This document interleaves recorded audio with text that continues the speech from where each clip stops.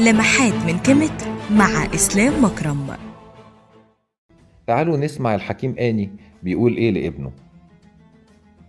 وهبك الله أما حملتك في بطنها وعانت من حملك شهورا طويلة وأعطتك ثديها لسنوات، ولم تشمئز من فضلاتك ولم تمل من تربيتك أو تعهد بك لمربية، وأرسلتك إلى بيت الحياة المدرسة لتعلمك الكتابة، وكانت تبر معلميك ليعتنوا بك، كما كانت تعد لك طعامك يوميا، فاحترمها ووقرها ولا تنس فضلها عليك بعد أن تتزوج، وإياك أن تجعلها تغضب أو تشكوك للإله.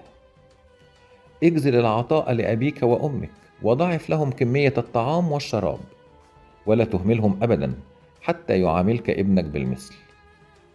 اضغط متابعة للصفحة ولايك وشير. كيمت أصل كل شيء.